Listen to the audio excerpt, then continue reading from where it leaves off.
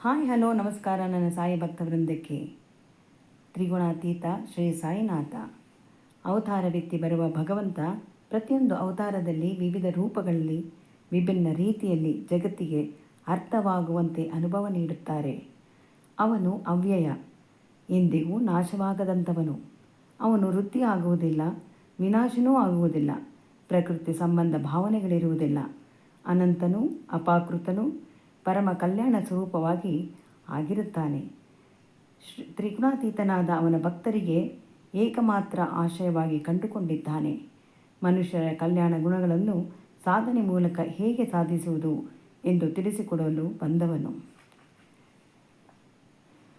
ಸದ್ಗುರುವಾಗಿ ಕಾಣಿಸಿಕೊಂಡಿರುವ ಶ್ರೀ ಶಿರ್ಡಿ ಸಾಯಿಬಾಬಾ ಮುತ್ತುಗಳಂತೆ ಜನರನ್ನು ಆಯ್ಕೆ ಮಾಡಿಕೊಳ್ಳುತ್ತಾರೆ. ತಮ್ಮ ಬಳಿಗೆ ಬರಮಾಡಿಕೊಂಡು ಆಧ್ಯಾತ್ಮಿಕ ಸಾಧನೆಯ ಮಾರ್ಗವನ್ನು ತಿಳಿಸಿಕೊಡುತ್ತಾರೆ. ಐಹಿಕ ಭೋಗಗಳಲ್ಲಿ ಮೈಮರೆತವರಿಗೆ ಇದು ತಾತ್ಕಾಲಿಕ ಸುಖ. ನಿಜವಾದ ಆನಂದ ಯಾವುದೆಂದು ಶಿಕ್ಷೆಯ ರೂಪದಲ್ಲಿ ಶಿಕ್ಷಣ ಕೊಟ್ಟು ಮನಸ್ಸನ್ನು ಜಾಗೃತಗೊಳಿಸಿ ಭಕ್ತಿಯೊಂದಿಗೆ ಜ್ಞಾನವನ್ನು ಕಂಡುಕೊಳ್ಳುವಂತೆ ಮಾಡಿದ್ದಾರೆ.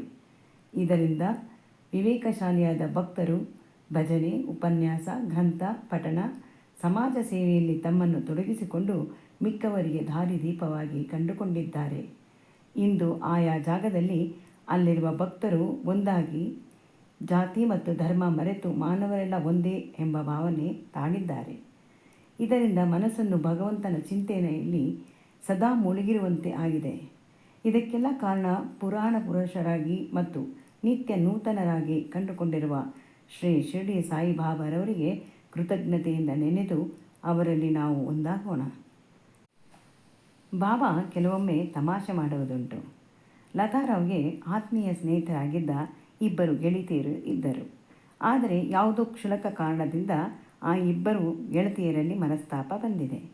ಆದರೆ ಇಬ್ಬರು ಲತಾರಾವ್ಗೆ ಬೇಕಾದವರು. ಬಾಬನ ಭಕ್ತರಾದ ಅವರಿಬ್ಬರು ಆಗಾಗ ಬರುವುದುಂಟು. ಕೆಲವೇ ಕ್ಷಣಗಳ ಅಂತರದಲ್ಲಿ ಇಬ್ಬರೂ ಬರುತ್ತಿದ್ದು ವಿಸ್ಮಯ ಸಂಗತಿ. ಆಗ ಲತಾರಾವ್ಗೆ ಮುಜುಗರ ಉಂಟಾಗುತ್ತಿತ್ತಂತೆ.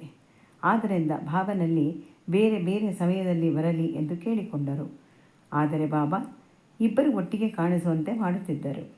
ಇಬ್ಬರನ್ನು ಸಮಾನ ದೃಷ್ಟಿಯಿಂದ ನೋಡಿದರು. ಯಾರು ಯಾವ ತಪ್ಪನ್ನು ತಿಳಿಯುತ್ತಾರೋ ಎಂದು ಆತಂಕ ಪಡುತ್ತಿದ್ದರು. ಇದನ್ನು ಬಾಬಾನಲ್ಲಿ ಹೇಳಿಕೊಂಡರು. ಅದಕ್ಕೆ ಬಾಬಾ ಹೇಳಿದರಂತೆ, ಇರಲಿ ಬಿಡು, ಅದಕ್ಕೆ ನೀನು ಯಾಕೆ ಚಿಂತಿಸ್ತೀಯಾ? ಇದು ಅವರವರ ಸಮಸ್ಯೆ ಎಂದು ಹೇಳುತ್ತಾರಂತೆ. ಇಬ್ಬರೂ ಬಂದಾಗ ಒಂದೇ ಕಲ್ಲರ್ನ ಒಂದೇ ರೀತಿಯ ಹೂವನ್ನು ಕೊಡಲು ನಿರ್ಧರಿಸಿದರು. ಆದರೆ ಬಾಬಾ ಆ ರೀತಿ ಕೊಡಲು ಸಾಧ್ಯವಾಗದಂತೆ ಬೇರೆ ಬೇರೆ ಹೂವನ್ನು ಅಥವಾ ಬೇರೆ ಬಣ್ಣದ ಹೂವನ್ನು ಕೊಡುವಂತೆ ಮಾಡುತ್ತಾರೆ. ಭಗವಂತನ ಲೀಲೆಗಳಿಗೆ ಅಂತ್ಯ ಎಲ್ಲಿದೆ? ಅವನು ತೋರಿಸುವ ಪ್ರತಿ ಕಾರ್ಯದ ಹಿನ್ನೆಲೆಯಲ್ಲಿ ನಮಗೆ ಪ್ರೇಮ ಭಕ್ತಿ ಇರಬೇಕು. ಅವನನ್ನು ಆತ್ಮೀಯ ಗೆಳೆಯನಂತೆ ನಾವು ಕಂಡುಕೊಂಡು ಪ್ರೀತಿ, ಕೋಪ, ಜಗಳ ಎಲ್ಲವನ್ನೂ ನಾವು ಮಾಡಬಹುದು. ಹೊಸದಾಗಿ ಗೆಳತಿ ಅಥವಾ ಗೆಳೆಯರಾದಾಗ ಹೆಚ್ಚಿಗೆ ಸಲಿಗೆ ತೆಗೆದುಕೊಳ್ಳುವುದಿಲ್ಲ. ಆತ್ಮೀಯತೆ ಬೆಳೆದಂತೆ ನಾವು ಅವರನ್ನು ನಮ್ಮವರು ಎಂದು ಅನುರಾಗ ನಮ್ಮಲ್ಲಿ ಬೆಳೆಸಿಕೊಂಡಿರುತ್ತೇವೆ.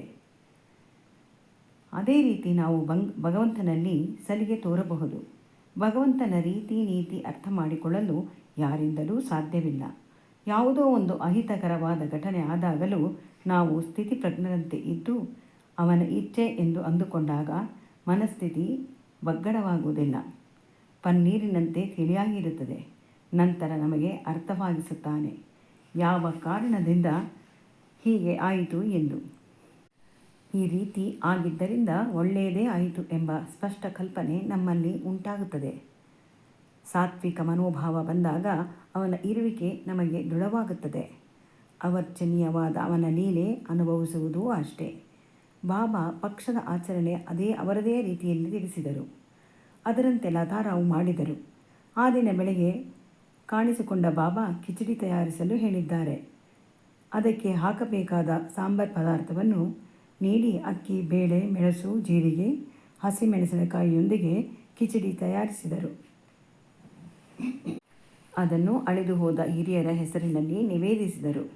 ನಂತರ ಅದನ್ನು ಪ್ರಸಾದದ ರೂಪದಲ್ಲಿ ಸೇವಿಸಿದರು. ಬಾಬಾ ಮೊದಲೇ ಇವರಿಗೆ ತಿಳಿಸಿದ್ದರು, ಈ ದಿನ ರಾತ್ರಿ ನಾನು ಸತ್ಯಸಾಯಿ ಬಾಬಾ, ಅವರ ತಂದೆ ತಾಯಿ ಪ್ರಸಾದ ಸ್ವೀಕರಿಸಲು ಬರುತ್ತೇವೆಂದು ತಿಳಿಸಿದ್ದರು. ರಾತ್ರಿ ಅದೇ ರೀತಿ 4 ಜನರು ಬಂದು ಪ್ರಸಾದವನ್ನು ಸ್ವೀಕರಿಸಿದ್ದಾರೆ. ಓದುಗರಿಗೆ ಒಂದು ಪ್ರಶ್ನೆ ಸಹಜವಾಗಿ ಕಾಡಬಹುದು. ಬಾಬಾ ಬಂದಾಗ ಅಲ್ಲಿದ್ದವರಿಗೆಲ್ಲ ಕಾಣಿಸ್ತಾರಾ ಅಂತ. ಇಲ್ಲ, ಯಾರಿಗೂ ಕಾಣಿಸೋದಿಲ್ಲ.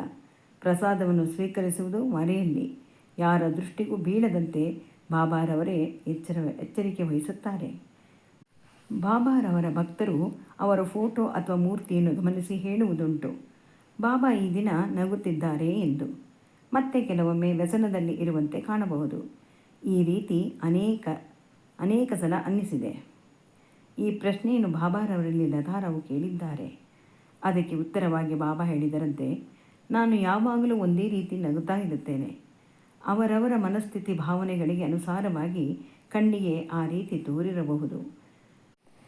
ಬಾಬಾ ಅನೇಕ ಸಲ ಉಗ್ರರೂಪಿ ತಾಳುತ್ತಿದ್ದರೆಂದು ಅವರು ಇದ್ದಾಗ ಕಂಡವರು ಅಥವಾ ಸಾಯಿ ಸಚ್ಚರಿತೆ ಮೂಲಕ ನಾವು ತಿಳಿದುಕೊಂಡಿದ್ದೇವೆ. ಆದರೆ ನಿಜವಾದ ಅರ್ಥ ಬೇರೆ. ಅವರು ನಿಂದಿಸುತ್ತಿದ್ದುದು ವ್ಯಕ್ತಿಯಲ್ಲಿರುವ ಕೆಟ್ಟತನವನ್ನು. ನಾನು ಎನ್ನುವುದು ಇಲ್ಲದ ಮೇಲೆ ಅವರು ಯಾರನ್ನು ದೂಷಿಸಲು ಸಾಧ್ಯ? ಶರೀರ ಮತ್ತು ಆತ್ಮ ಎರಡೇ ಇರುವುದು. ಈ ಶರೀರ ಬೇರೆ ಬೇರೆ ರೂಪ ಹೊಂದಿರುತ್ತದೆ, ಆದರೆ ಆತ್ಮ ಎಲ್ಲರಲ್ಲೂ ಒಂದೇ ಇರುವುದು, ಒಂದೇ ರೀತಿಯ ಪ್ರತಿಬಿಂಬ. ಇದರೊಂದಿಗೆ ಬುದ್ಧಿ ಮತ್ತು ಮನಸ್ಸು ಭಗವಂತ ಎಲ್ಲರಿಗೂ ಕೊಟ್ಟಿರುತ್ತಾನೆ. ಬುದ್ಧಿ ಉಪಯೋಗಿಸಿ ಮನಸ್ಸು ಶುದ್ಧವಾಗಿಟ್ಟುಕೊಂಡವನು ಸಜ್ಜನ. ಬುದ್ಧಿ ಇದ್ದು ಅದನ್ನು ನಿರ್ಲಕ್ಷಿಸಿ ಮನಸ್ಸನ್ನು ನಿಯಂತ್ರಿಸದೆ ಇಂದ್ರಿಯಗಳಿಗೆ ಒಪ್ಪಿಸಿ ಅದರ ಇಷ್ಟದಂತೆ ನಡೆಯುವವನು ದುರ್ಜನರಾಗಿ ಕಂಡುಬರುತ್ತಾನೆ. ಇಂಥವನನ್ನು ಸರಿಯಾದ ದಾರಿಯಲ್ಲಿ ಬರುವಂತೆ ಮಾರ್ಗದರ್ಶನ ಮಾಡುವುದು ಗುರುಗಳ ಗುರಿಯಾಗಿರುತ್ತದೆ. ಆದರೆ ಸರಿದಾರಿಯಲ್ಲಿ ನಡೆಯದೆ ತಪ್ಪು ದಾರಿಯಲ್ಲಿ ನಡೆದಾಗ ಅವನು ಎದ್ದು ಬಿದ್ದು ನಡೆದು ಗಾಯಗಳನ್ನು ಮಾಡಿಕೊಳ್ಳುವುದು ಖಂಡಿತ. ಅನಗತ್ಯ ಯೋಚನೆ ಮತ್ತು ಕ್ರಿಯೆಯಿಂದ ನಮಗೆ ಯಾವ ರೀತಿ ಉಪಯೋಗವೂ ಇಲ್ಲ. ಅದರ ಬದಲು ಹಾನಿಯಾಗುವ ಸಂಭವ ಇರುತ್ತದೆ. ಅವು ನಮ್ಮನ್ನು ದಾರಿ ತಪ್ಪಿಸುತ್ತದೆ. ದೇವರಿಂದ ವಿಮುಖರಾಗಿ ಪ್ರಾಪಂಚಿಕ ಎಂಬ ಕಸದ ತೊಟ್ಟಿಗೆ ಬೀಳಿಸುತ್ತದೆ. ಅಶಾಶ್ವತವಾದ ಪ್ರಾಪಂಚಿಕ ವಸ್ತುಗಳನ್ನು ದೂರ ಸರಿಸೋಣ. ಸುಖ, ಶಾಂತಿ, ಆನಂದ ನಮ್ಮ ಪಾಲಿಗೆ ಸದಾ ಸಿಗಬೇಕಾದರೆ ದೇವರ ಸಮೀಪ ಹೋಗಬೇಕು. ಅವನು ನಮ್ಮನ್ನು ಹತ್ತಿರ ಕರೆದುಕೊಳ್ಳಬೇಕಾದರೆ ಅವನು ಜಪ, ಧ್ಯಾನ, ಪೂಜೆ, ಭಜನೆ, ಪರೋಪಕಾರ, ಜನತಾ ಸೇವೆಯಲ್ಲಿ ನಾವು ನಮ್ಮನ್ನು ತೊಡಗಿಸಿಕೊಳ್ಳಬೇಕು. ಆಗ ನಾವು ದೇವರನ್ನು ಸಮೀಪಿಸುವೆವು. ಇಂದ್ರಿಯಗಳನ್ನು ಜಯಿಸಿದ ನಮಗೆ ಹೃದಯ ಆನಂದದಲ್ಲಿ ತೇಲುವುದು. ಆಗ ನಾವು ಪ್ರಪಂಚವನ್ನೇ ಗೆದ್ದ ಹಾಗೆ. ಮಾನಸಿಕ ತೊಳಲಾಟದಿಂದ ಪಾರಾಗಲು ಇದು ಒಂದೇ ಹಾದಿ.